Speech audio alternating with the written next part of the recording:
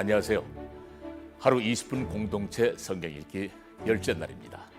흔히들 얼굴은 사람의 마음을 나타내는 거울이요, 말은 그 사람의 영혼을 드러내는 거울이라고 하는데요. 생각과 마음이 그 사람의 됨됨이를 보여주듯이 우리가 하나님의 자녀로서 신앙을 드러내는 데에도 말이 중요한 것 같습니다.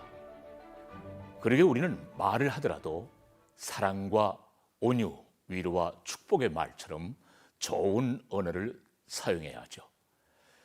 좋은 말은 상대방을 세워주기도 하고 바른 길로 인도해 주기 때문입니다. 그리스도인으로서 우리는 매 순간마다 우리의 입술을 지켜야 합니다. 그리고 말을 통해 주님을 증거해야만 합니다. 저는 하나님께서 제게 주신 얼굴과 목소리, 연기를 통해 그리스도의 복음을 전하고 있는데요. 모세, 바울, 베드로, 다양한 성경 인물을 중심으로 한 선교 연극을 하면서 예수님 믿지 않는 사람들을 전도하기도 합니다. 그 가운데 묵상을 하다 보니 야곱의 욕망, 탐심이 저희들의 모습과 참 많이 닮았구나 싶더라고요. 여러분이 생각한 야곱은 어떤 인물인가요? 28장을 보면은 야곱은 형 에서를 피해 외삼촌이 사는 곳 하란으로 도망가던 중 돌베개를 베고 잠이 들었습니다. 당시 두려움에 사로잡혔던 야곱을 하나님께서는 인격적으로 만나주셨습니다. 그리고 내가 너와 함께 있어 네가 어디로 가든지 너를 지키며 너를 이끌어 이 땅으로 돌아오게 할지라. 내가 네게 허락하는 것을 다 이루기까지 너를 떠나지 아니하리라 라고 말씀하십니다. 잠에서 깬 야곱은 자기와 함께 해주시는 하나님께 감사하며 예배를 드렸습니다. 베델에서 새 힘을 얻은 후 하란에 도착한 야곱, 삼촌 라반의 양과 염소를 돌보기 시작했습니다. 그리고 품삯으로 라헬을 아내로 달라고 합니다. 때가 되었을 때 야곱은 라헬이 아닌 레아를 아내로 맡게 되죠. 삼촌에게 속임을 당했습니다. 이때 여러분이라면 무슨 생각이 제일 먼저 들었을까요? 야곱처럼 삼촌이 나한테 어떻게 이럴 수 있어? 내가 무엇 때문에 그렇게 열심히 일했는데 정말 너무합니다. 약속한 대로 라헬을 주세요 하며 라헬을 줄 때까지 때를 썼을 것입니다. 하지만 야곱은 우리의 생각과 다르게 7년을 더 일하며 라헬을 아내로 맞이합니다. 자, 그러면 오늘 본문 창세기 28장에서부터 30장까지를 읽으며 생각해 봅시다. 창세기 28장. 이삭이 야곱을 불러 복을 빌어주고 명령하며 말했습니다. 너는 가나안 여자와 결혼하지 마라. 곧장 밧단 아람에 있는 내 어머니 아버지 부두엘의 집으로 가거라. 거기서 내 어머니 오빠인 라반의 딸들 가운데서 너를 위해 아내를 맞이하여라. 전능하신 하나님께서 내게 복을 주셔서 너로 하여금 자식을 많이 낳고 번성하게 해 너로 여러 민족을 이루게 하실 것이다. 또 하나님께서 아브라함에게 주신 복을 너와 내 자손에게 주셔서 내가 지금 나그네로 살고 있는 땅, 곧 하나님께서 아브라함에게 주신 그 땅을 내가 차지하게 되기를 바란다. 이삭이 야곱을 떠나보냈습니다. 야곱은 밧단 아람에 사는 라반에게로 갔습니다. 라반은 아람 사람인 부두엘의 아들로서 야곱과 에서의 어머니인 리브가의 오빠였습니다. 에서는 이삭이 야곱을 축복해 밧단 아람으로 보내 그곳에서 아내를 얻게 한 것과 이삭이 야곱을 축복하면서 가나안 여자와 결혼하지 마라 하고 명령한 것과 야곱이 부모에게 순종해 밧단 아람으로 간 것을 알게 됐습니다. 또한 에서는 자기 아버지 이삭이 가나안 여자들을 못마땅하게 생각하는 것을 알아차렸습니다. 그래서 그는 이미 아내들이 있는데도 불구하고 아브라함의 아들 이스마엘에게 가서 그의 딸 마알락과 결혼했습니다. 그녀는 느바요의 누이였습니다. 야곱은 브엘세바를 떠나 하란을 향해 가다가 한 장소에 이르러 해가 지자 거기에서 밤을 지내게 됐습니다. 야곱은 거기에 있던 돌을 가져다가 머리에 베고 누워 잤습니다. 그가 꿈에 보니 사닥다리 하나가 땅에 서 있는데 그 꼭대기가 하늘까지 닿아 있었습니다. 그리고 하나님의 천사가 그 위에서 오르락내리락 하고 있었습니다. 그리고 여호와께서 그 위에 서서 말씀하셨습니다. 나는 여호와 곧 내 조상 아브라함의 하나님, 이삭의 하나님이다. 내가 누운 땅을 내가 너와 내 자손들에게 주겠다. 내 자손이 땅의 티끌과 같이 돼서 동서남북으로 퍼지게 될 것이다. 너와 내 자손을 통해 이 땅의 모든 족속들이 복을 받게 될 것이다. 내가 너와 함께 있을 것이며 내가 어디로 가든지 너를 지켜주겠다. 그리고 너를 이 땅으로 다시 데리고 오겠다. 내가 내게 약속한 것을 다 이룰 때까지 너를 떠나지 않겠다. 야곱이 잠에서 깨어나 말했습니다. 참으로 이곳은 여호와께서 계신 곳인데 내가 몰랐구나. 그리고 그는 두려워하며 말했습니다. 이 얼마나 두려운 곳인가.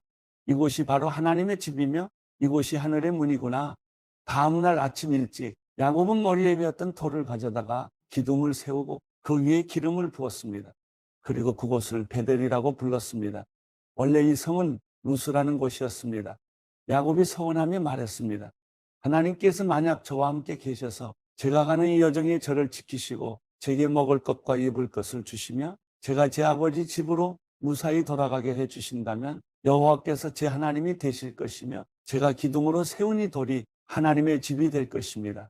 그리고 하나님께서 제게 주신 모든 것의 10분의 1을 하나님께 드리겠습니다.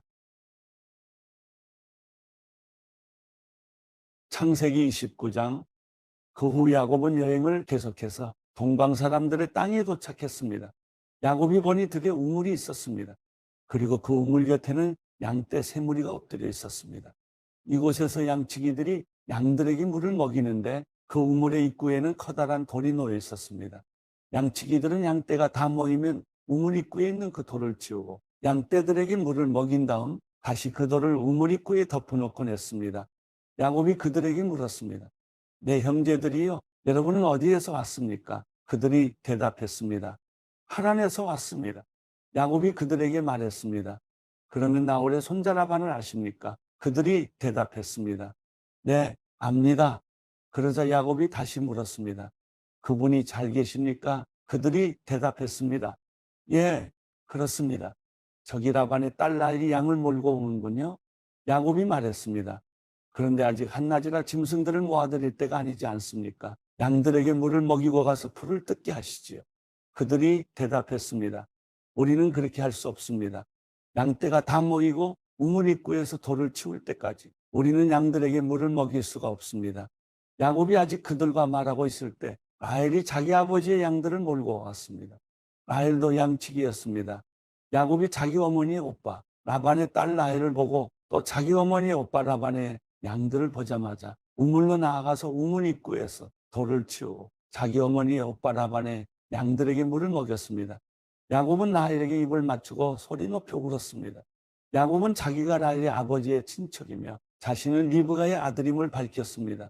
그러자 라헬이 달려가 아버지에게 이 사실을 알렸습니다. 라반은 자기 여동생의 아들 야곱의 소식을 듣자 달려나와 야곱을 맞이했습니다. 라반은 야곱을 껴안고 입을 맞추고는 자기 집으로 데려갔습니다. 야곱은 그동안의 일들을 모두 다 라반에게 말했습니다. 라반이 그에게 말했습니다. 정말로 너는 내 혈육이로구나.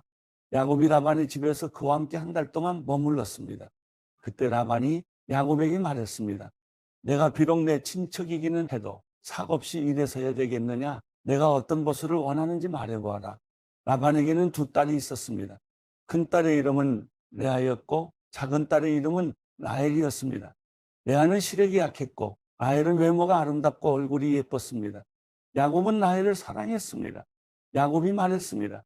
작은 딸 라헬을 주시면 제가 외삼촌을 위해 7년을 일하겠습니다. 라반이 말했습니다. 내가 그 아이를 다른 사람에게 주는 것보다 내게 주는 게 낫겠다. 여기서 나와 함께 지내도록 하자. 야곱은 라헬을 위해 7년을 일했습니다.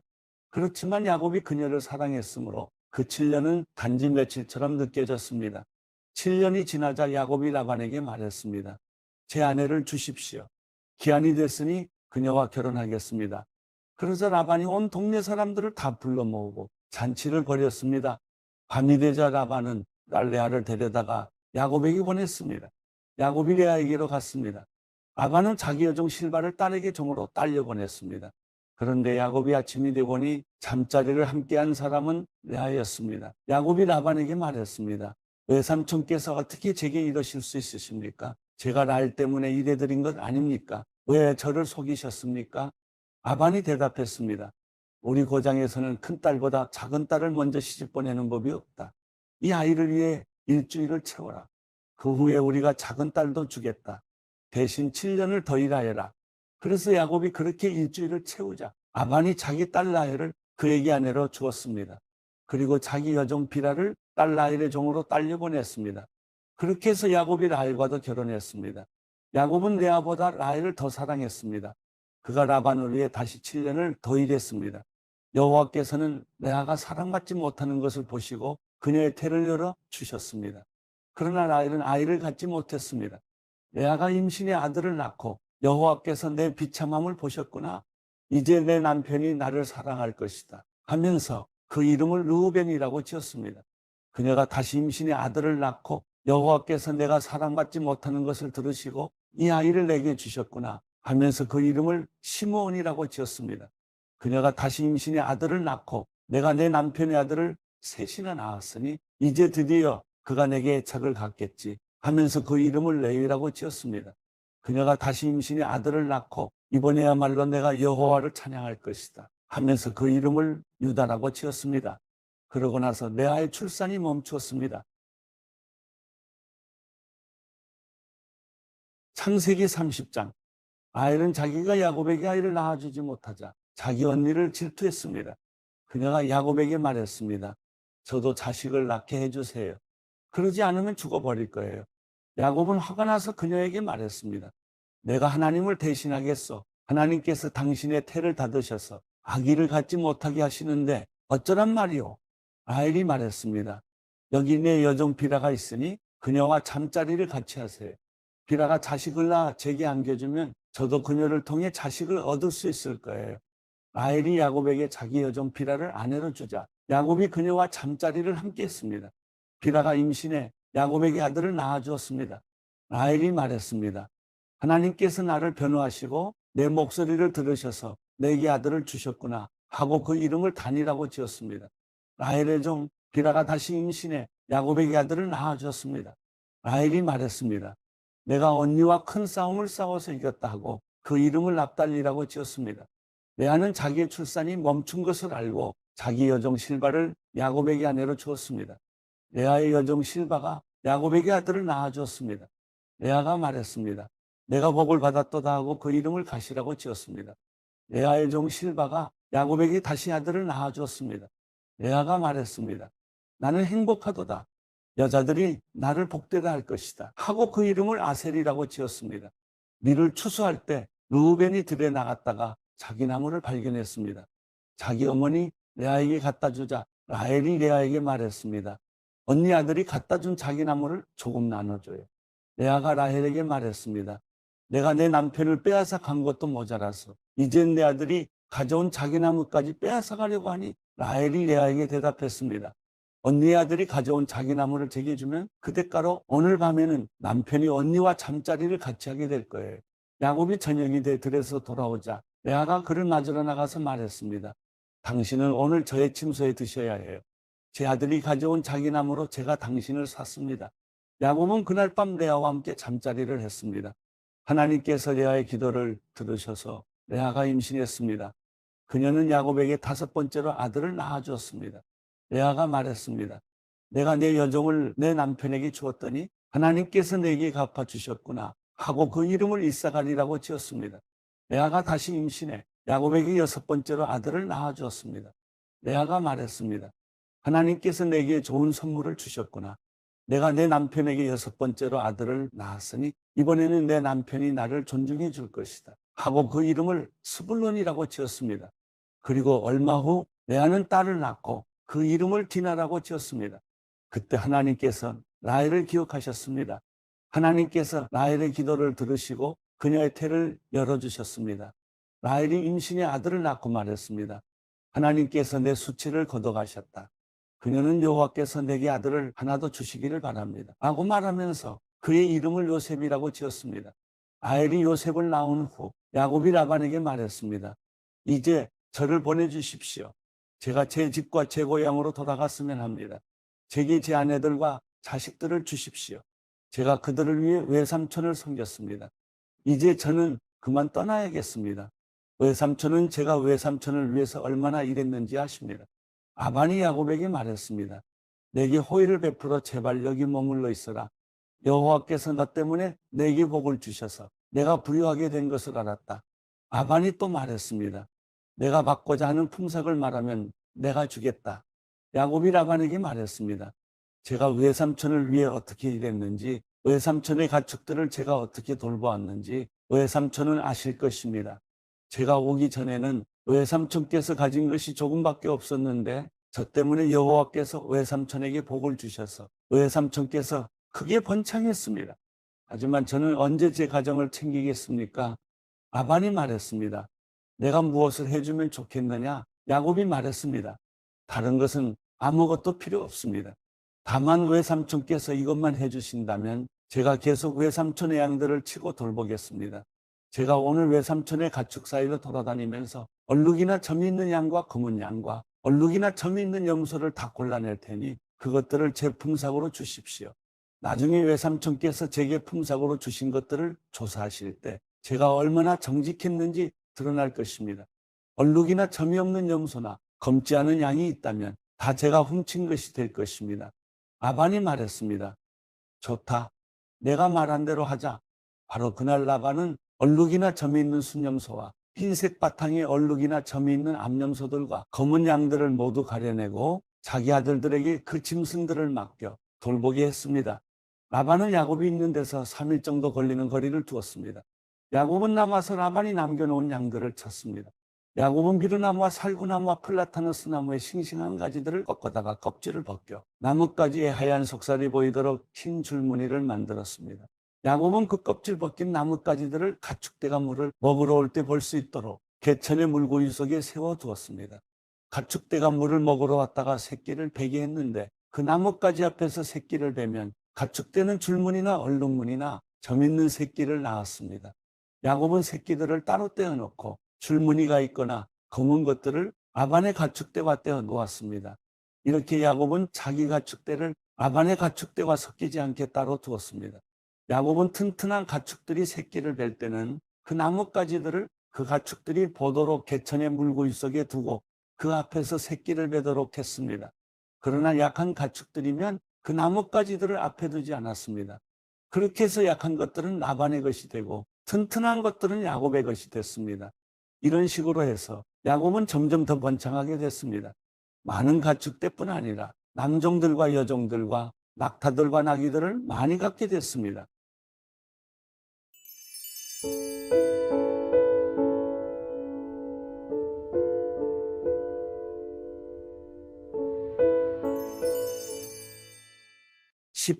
시편 오 여호와여 어찌하여 멀리 서 계시며 어찌하여 내가 어려울 때 숨어 계십니까?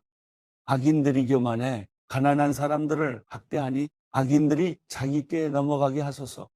악인들은 그 마음에 품은 악한 생각을 자랑하고 여호와께서 미워하시는 욕심 많은 사람들을 축복합니다.